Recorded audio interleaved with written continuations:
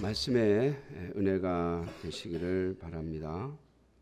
6월 달에는 우리 교회의 생일이 들어있고 제가 6월 달 내내 교회에 관련된 설교를 말씀 강도를 하고 있습니다.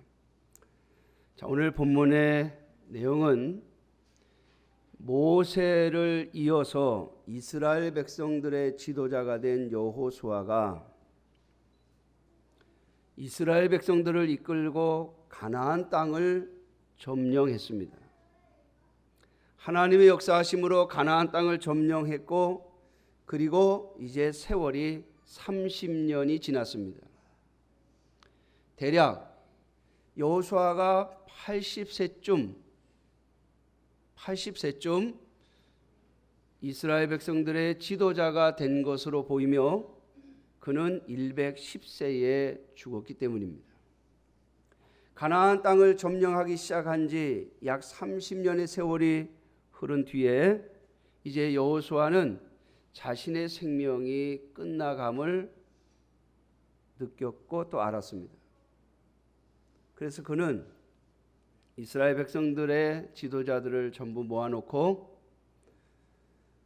하나님께서 어떻게 이 민족을 가나안 땅에 데리고 들어오셨는지를 이야기하고 난 다음에 오늘 본문 14절부터 시작되는 이야기를 시작합니다.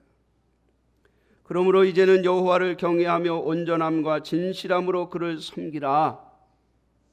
이게 여호수아의 마지막 유언의 첫 마디였습니다. 자, 앞에 나오는 내용들은 하나님께서 우리를 이렇게 인도하셨다라고 하는 역사의 이야기고요. 이제 이스라엘 백성들의 지도자를 앞에 놓고 그들에게 유언을 하는데 그 유언은 다름이 아닌 이스라엘 백성들의 지도자들과 여호수아 사이에서 언약을 맺은 겁니다. 자신의 마지막 생명을 놓고 언약 곧 유언을 한 것이죠. 여러분, 우리 한국 사람들이 가지고 있는 그 문화가 있죠. 다른 건 다 잘 안 해도 부모님의 유언만큼은 꼭 지키는 거예요. 유교적인 관습하고 연관이 있습니다만은 그런데 그것마저도 잘 안 하니까 아이들에게 청개구리 이야기를 만들어서 가르치죠. 개구리들이 왜 비가 오면 우느냐? 엄마 무덤이 떠내려갈까 봐 운다. 엄마 무덤이 어디 있는데 냇가에 있는 거예요. 하도 이 청개구리가 엄마 말대로 안 하니까 엄마가 죽으면서 나는 개울가에 묻어달라. 무덤을 해달라. 아마 그러면 이 내 아들 청개구리가 산에다가 나를 묻어줄 테니까 내 무덤이 안전할 거다 이렇게 생각을 했는데 그게 어머니 마지막 유언이라고 그럼 그대로 한 거예요. 그렇게 개울가에다 묻어놓고 비가 오면은 떠내려갈까 봐 개굴개굴 울었다나. 여러분들 저만 알고 있는 이야기는 아니죠? 미국 사람이 있으면 전혀 못 알아들을 이야기지만 여기 다 한국 사람들이니까. 그만큼 우리 민족은 부모님의 유언에 대한 부모님의 유언을 꼭 지켜야 된다라고 하는 그런 문화를 가지고 있는데 여러분 참 좋은 문화이죠. 비록 기독교의 어떤 신앙과 사상에서 나온 건 아니지만 그러나 여러분 유언을 지켜야 한다고 하는 것 그것은 꼭 유교만이 아니라 기독교의 신앙 그리고 유대인들의 관습 속에도 있는 겁니다. 그래서 오늘 여호수아가 모세와 같이 30년 전에 모세가 이스라엘 백성들을 모아놓고 그들과 모압 땅에서 언약을 맺은 것과 같이 이제 여호수아는 세겜이라고 하는 가나안 땅의 중심지에서 이스라엘 백성들의 지도자들을 다 모아놓고 그 백성들을 모아놓고 언약을 맺습니다. 그리고 그것은 그의 유언입니다. 오직 여호와 하나님만 섬기라. 온전함과 진실함으로 그를 섬기라. 자, 그러면서 이스라엘 백성들에게 강조를 합니다. 여러분, 오늘 본문에 보면 15절에 만일 여호와를 섬기는 것이 너희에게 좋지 않게 보이거든 너희 조상들이 강 저쪽에서 섬기던 신들이든지 너희가 거주하는 땅에 사는 아모리 족속들이 섬기는 신들이든지 어떤 신들이든지 택하라. 여러분, 이게 택하라는 말입니까? 택하지 말라는 말입니까? 알아들어야죠. 여러분, 강한 부정은 긍정이라는 말이 있죠. 여호수아가 너희들 다른 신을 택해봐라 그렇게 말합니다. 그러니까 이스라엘 백성들이, 지도자들이 아주 세게 나오죠. 우리가 하나님만 섬기겠다. 결코 여호와를 버리지 아니하고 다른 신은 섬기지 않겠다. 그러면서 그 이유까지 구체적으로 언급합니다. 애굽에서 우리를 건져내서 종살이를 면하게 하셨고, 그리고 이 가나안 땅에 가나안 족속들을 몰아내고 우리로 이 땅을 차지하게 하신 분이 여호와 하나님이신데 어떻게 우리가 그분을 떠나겠느냐, 그분을 버리겠느냐. 우리는 여호와 하나님만 섬기겠다고. 여호수아가 이스라엘 백성들의 그 마음을 끄집어내기 위한, 그리고 그 강한 결심을 끄집어내기 위한 말이었죠. 자, 그런데 오늘 본문을 보면 이 이스라엘 백성들의 고백을 듣고 19절에 여호수아가 이렇게 말합니다. 여호수아가 백성에게 이르되 너희가 여호와를 능히 섬기지 못할 것은 그는 거룩하신 하나님이시요 질투하시는 하나님이시니 너희의 잘못과 죄를 사하지 아니할 것임이라. 만일 너희가 여호와를 버리고 이방 신들을 섬기면 너희에게 복을 내리신 후에라도 돌이켜 너희에게 재앙을 내리시고 너희를 멸하시리라. 아니, 이스라엘 백성들이 그렇게 자세하게 이야기해 가면서 우리가 하나님을 버릴 수 없다라고 강조했음에도 불구하고 여호수아는 뭐라고 합니까? 너희가 만일 하나님을 버린다면 하나님께서 너희를 멸하실 것이다. 여러분, 이 정도 되면 기분 나쁘지 않습니까? 제가 요즘에 제 말귀를 잘 못 알아들어가지고 못 알아들어서 저희 사람한테 2번 3번 물을 때가 있어요. 뭐라고? 이렇게. 그러면요, 한 3번쯤 2번 부르면서 딱 목소리가 금방 내가 알아듣게 얘기했는데 왜 또 묻냐 이거죠. 그 다음에 3번째 물으면 딱 톤이 달라집니다. 저도 마찬가지. 분명히 얘기했는데 못 알아듣잖아요. 그러면 벌써 제 목소리가 틀려져요. 그 다음에 3번째 물으면 그것도 못 알아듣냐고 그래요. 오늘 이스라엘 백성들이 어떻게 했어요? 자세하게 우리가 이러이러해서 하나님을 버릴 수 없다고 여호와 하나님만 섬기겠다고 했는데 여호수아가 너희가 하나님 버리고 만일 버리면 하나님이 너희를 멸하시리라 그러잖아요. 그러니까 이스라엘 백성들이 오늘 21절에 보면 아닙니다 이럽니다. 강조하는 것이죠. 아니라고.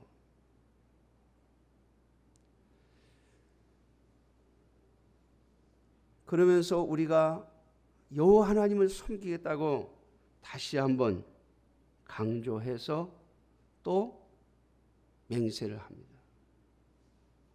그러자 오늘 본문에 보면 3번째 여호수아가 이렇게 말합니다. 너희가 증인이 되라 이럽니다. 여러분, 증인은 함부로 쓰면 안 되죠.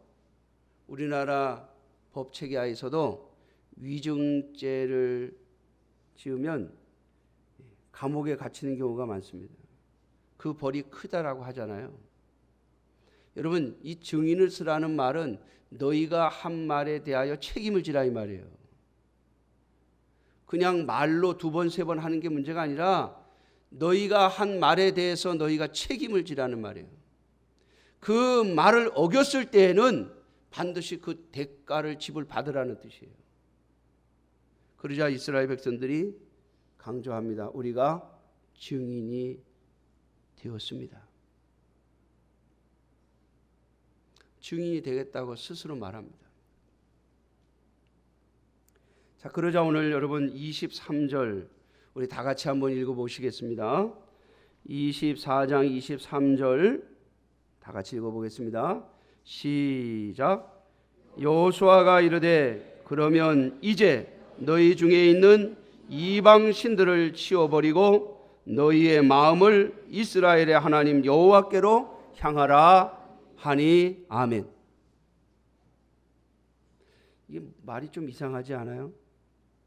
지금 이스라엘 백성들이 2번 대답했고 3번째는 우리가 증인이 되겠다고 다짐을 했는데 여호수아가 하는 말이 그래 너희 증인 되었지 이제 너희에게 있는 이방 신들을 치워버려라 그럽니다. 처음에 얘기했어요. 그런데 그게 이스라엘 백성들이 그게 뭔 말인지 관심을 갖고 듣지 않았습니다. 분명히 여호수아가 말했는데 너희가 하나님을 섬기는데 이방 신들을 치워버리라. 그런데 오늘 3번 맹세를 하게 하고 증인을 세운 다음에 말합니다. 이제 너희에게 있는 이방 신들을 치워버리라. 여러분 오늘 이 말씀을 보면 여호수아 앞에서 우리가 하나님만 섬기겠다고 하나님만이 우리의 참신이시라고 하나님만을 따르겠다고 하나님을 버리지 않겠다고 말하는 이스라엘 백성들의 집에 그들의 몸에 이방 신상들을 가지고 있었단 말이에요. 분명 그들의 말과 그들의 입에는 여호와 하나님만 섬기겠노라고 하나님을 버리지 않겠노라고 말하는 그들의 말과는 달리 그들의 몸과 그들의 집에는 이방 신상들이 있었다는 말이에요. 여러분 고대 사람들은 신상을 집안에 가지고 있거나 아니면 자기 몸에 지니고 있는 경우들이 많이 있었습니다. 오늘날도 마찬가지죠, 여러분. 세상 사람들이 많이 가지고 있는 것 중에 하나가 뭡니까? 행운을 가져다 준다는 거. 우리도 그런 문화 속에 있잖아요. 이건 뭐 행운을 가져다 주는 뭐라고? 행운을 가져다 준다고, 복을 가져다 준다고. 그래서 몸에 지니고 다니거나 집안에 두고 있는 것. 행운의 상징으로 앞으로 나의 생이 잘 될 것에 대한 상징으로 또는 내 몸이 건강하여 장수할 것에 대한 상징으로 뭔가를 가지고 있는 문화를 우리 한국 사람들은 많이 가지고 있습니다. 사랑하는 성도 여러분, 혹 우리에게는 그런 것이 없는지 살펴보셔야 합니다.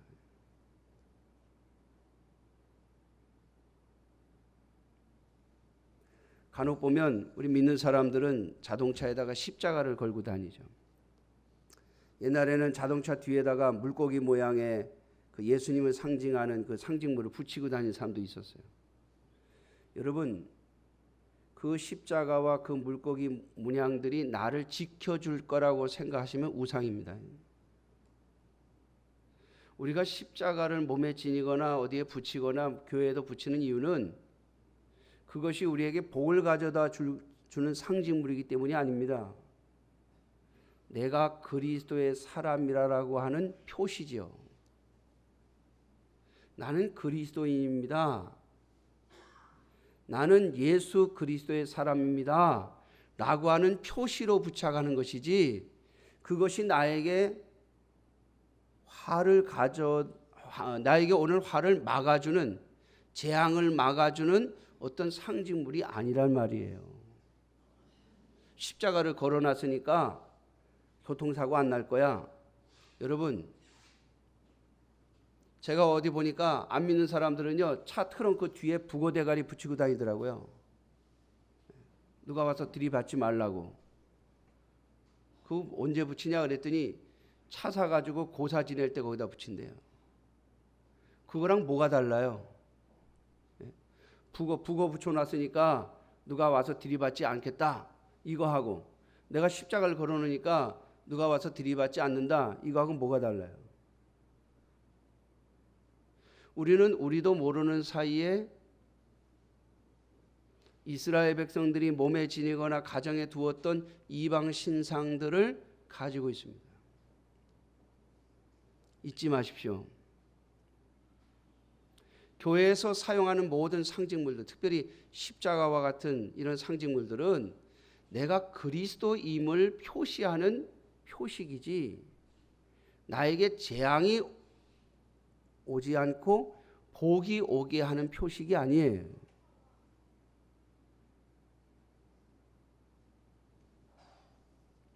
두 번째로, 여러분, 이스라엘 백성들이 왜 그렇게 가나안 땅에 들어가서 살면서 이방 신들을 자신들의 몸이나 가정에 드렸는지, 그 이유는 딱 하나입니다.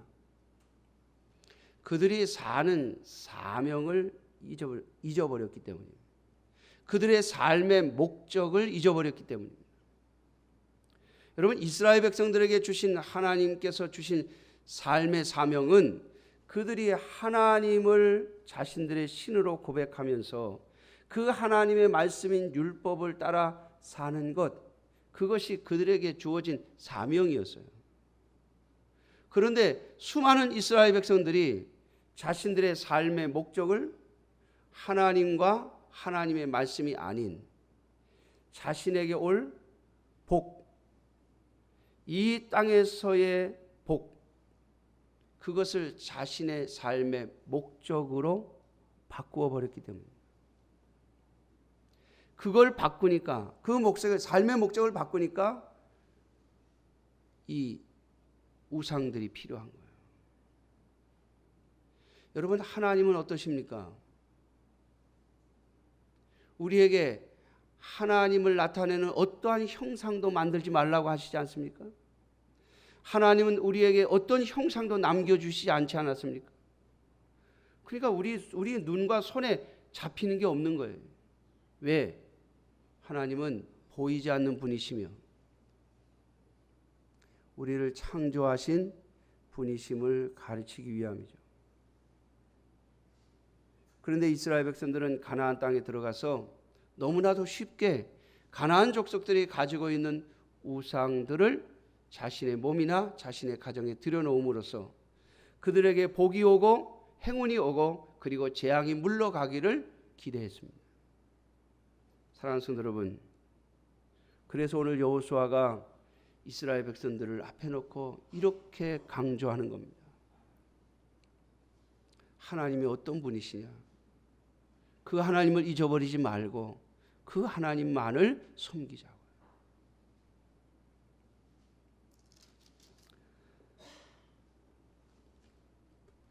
지난 목요일로 기억이 되는데요. 어떤 나이 많으신 권사님 한 분하고 따님이 우리 여기 교회를 지나가다가 교회를 들어왔어요. 제가 목양실에서 뭘 하고 있는데 저희 집사람이 불러요. 누가 오셨는데 목사님 찾는데. 그 내려왔더니 그 두 분이 이쪽을 많이 지나다니면서 이 교회를 언젠가 한번 들어가 봐야지 하다가 그날 들어온 거래요.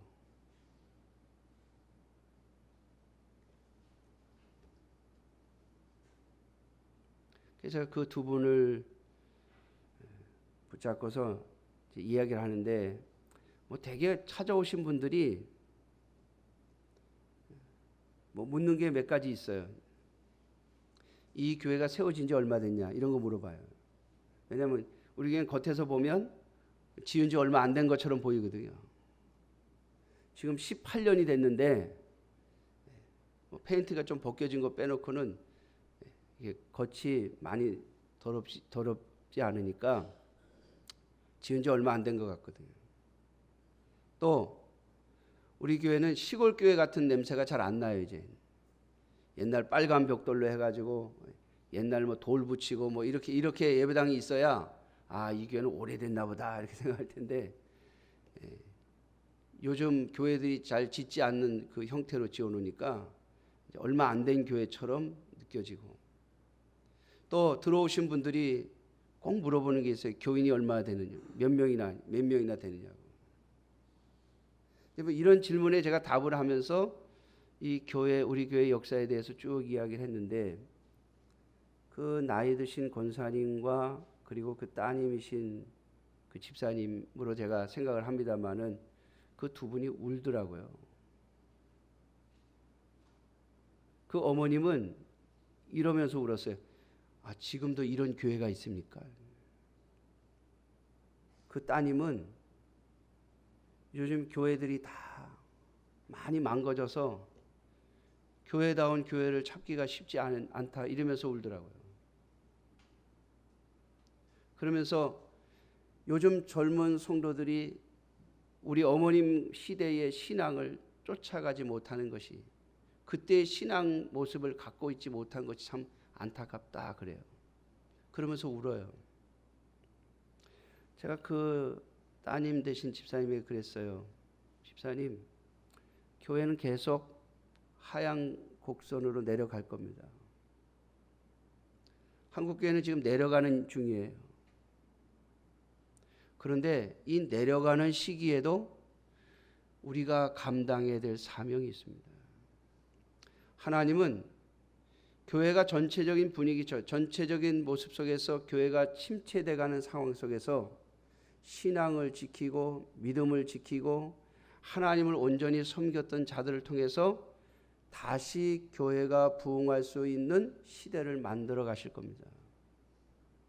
그때를 소망하면서 기도하면서 견뎌내는 것이 오늘 이 시대를 살아가는 우리의 또 하나의 사명일 겁니다. 제가 그랬어요. 여러분, 오늘 여호수아는 왜 죽음을 앞에 놓고 이스라엘 백성들을 데려다 놓고 왜 또 말하고 또 말하고 또 말하며 강조합니까?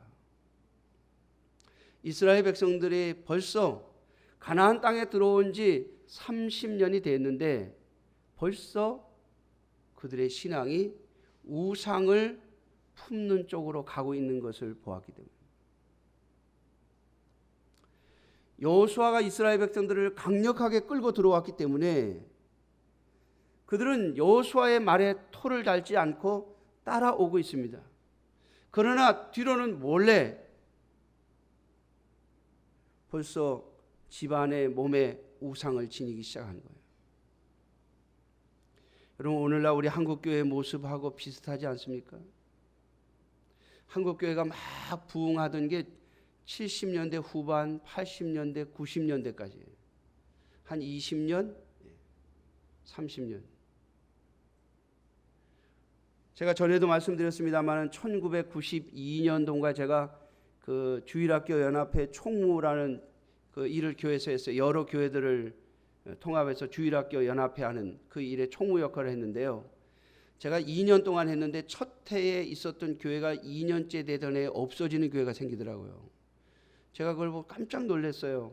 아니, 교회도 없어지나? 그러니까 교회를 개척해서 세웠는데 1년 뒤에 보니까 그 교회가 없어. 우편물이 되돌아오는 거예요. 그래서 제가 어느 목사님한테 물어봤죠. 목사님, 아무개 교회 우편물이 되돌아왔습니다. 그랬더니 그 목사님 그러시더라고요. 그 교회에 문 닫았어. 그래서 충격을 받았어요. 교회가 문을 닫나? 여러분, 90년대를 넘어서면서부터 기독교의 숫자는 점점 정체되고 그리고 지금은 줄어들어가고 있습니다.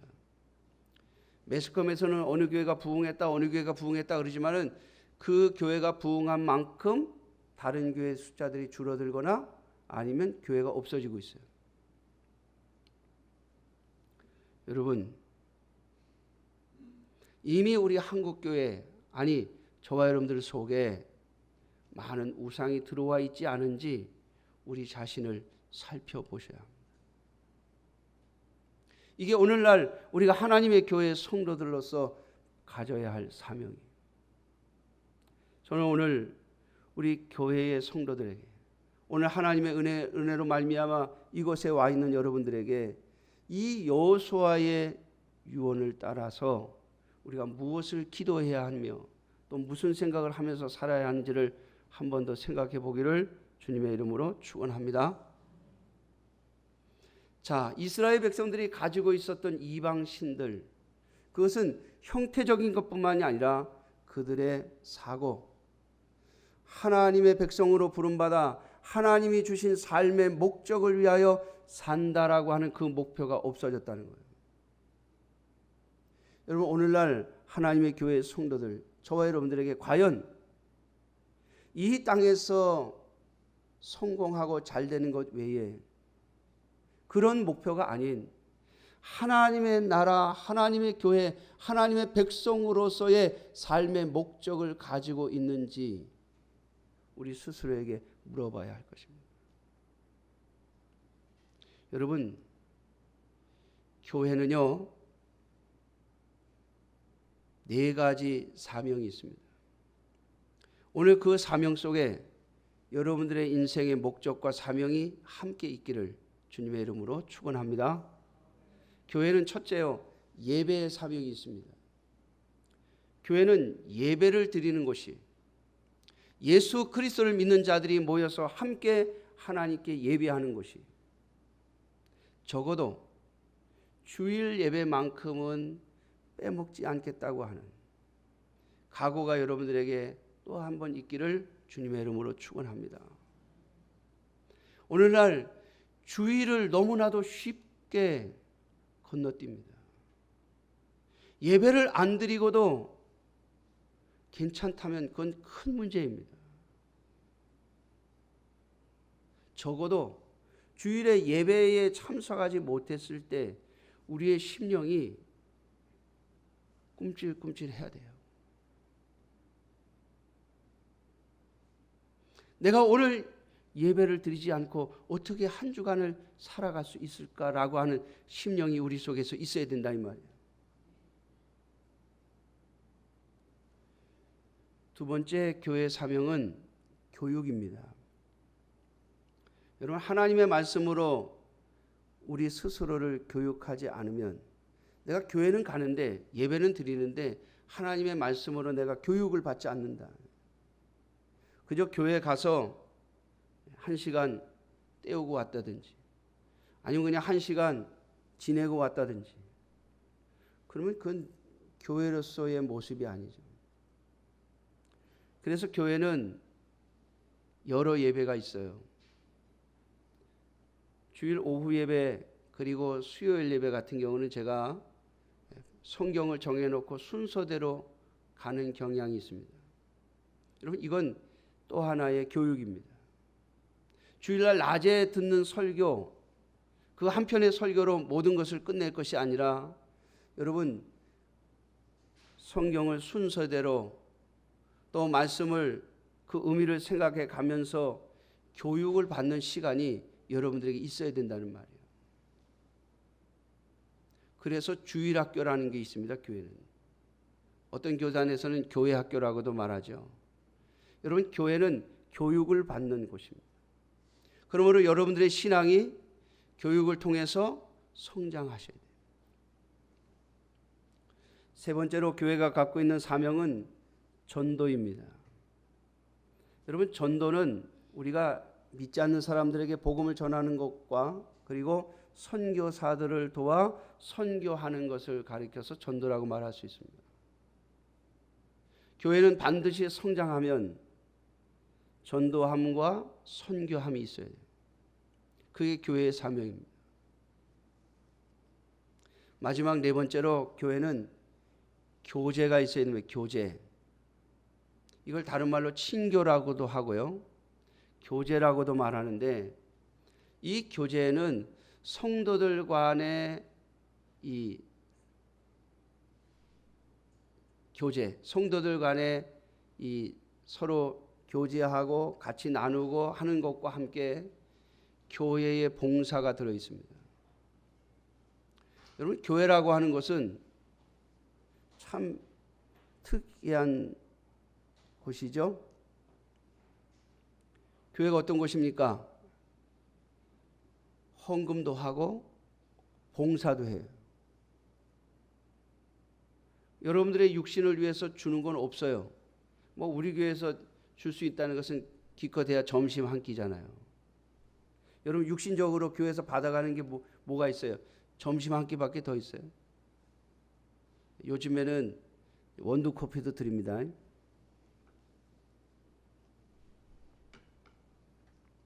제가 얼마 전에 뉴스를 보니까 뭐 이상한 그 불교 뭐 사이비 같아요.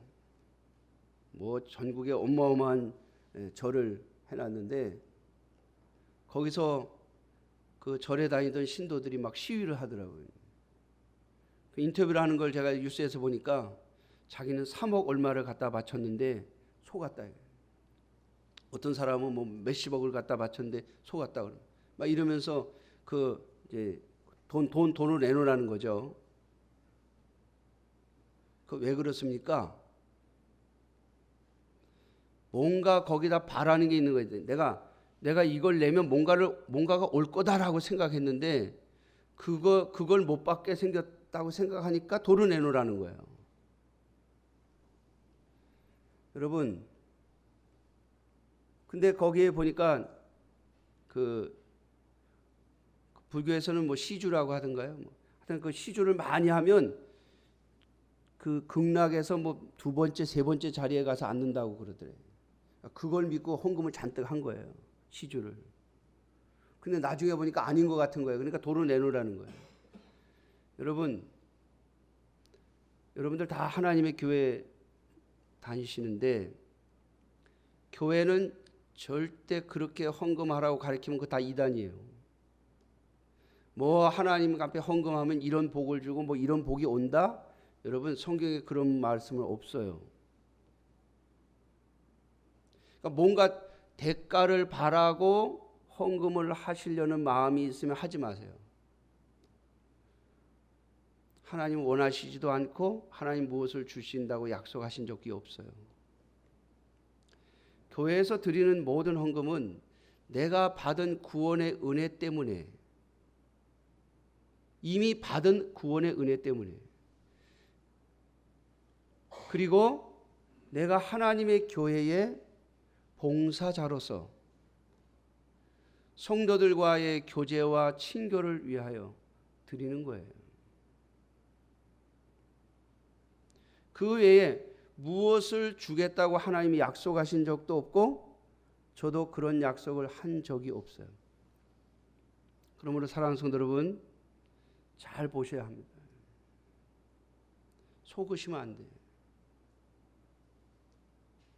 오늘 여호수아는 이스라엘 백성들을 모아놓고 너희가 하나님께 많은 걸 잘 바치면 하나님이 더 많이 줄 거다 그렇게 말씀하지 않죠. 하나님이라고 하는 신, 이 하나님이 바로 우리의 구원자이시며 우리를 구원하신 분임을 잊어버리지 말고 그리고 후손들에게 가르치라는 거예요.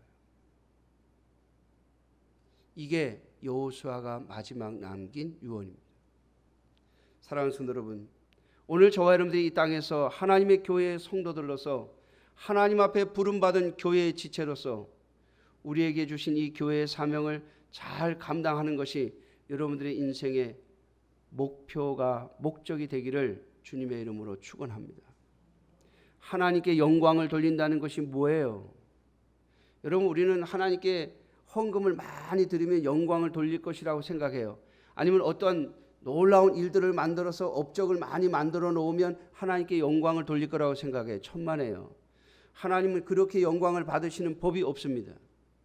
오직 하나님은 하나, 하나님만이 주인이시며 하나님만이 왕이시며 하나님의 말씀만이 우리의 생명임을 증거하는 것, 하나님의 말씀이기에 그 앞에 순종하는 것.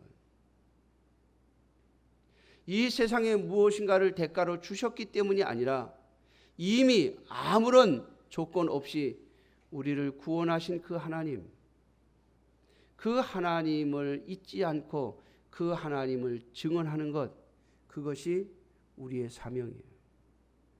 그러므로 오늘도 우리가 하나님의 말씀에 순종해야 하는 이유는 딱 하나입니다. 그분이 나를 구원하셨기 때문에. 이걸 잊어버리지 말라는 거예요. 이걸. 그래서 오늘 여호수아는 3번에 걸쳐 다짐을 받은 다음에 세겜에다가 돌을 세웁니다. 돌을 세워놓고 이걸 증거로 삼아요. 너희들이 이걸 쳐다볼 때마다 하나님만 섬기겠다고 약속한 것을 잊어버리지 말라는 거예요. 제가 전에 이 본문을 가지고 설교를 한 적이 있었습니다. 그때 우리 성도님들에게 그랬죠.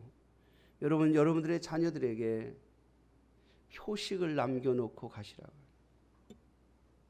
여러분, 그래도 하나님을 쉽게 떠납니다. 우리는 내가 예수님 잘 믿었으니까 우리의 자녀들도 예수님 잘 믿을 거라고 생각합니다. 아니요. 하나님의 은혜 없이는 누구도 예수 그리스도 앞에 와서 엎드리지 못합니다. 저는 어려서부터 교회를 다니면서 목사님들의 자녀들, 장로님들의 자녀들이 신앙에서 많이 떠나는 모습을 많이 봤어요.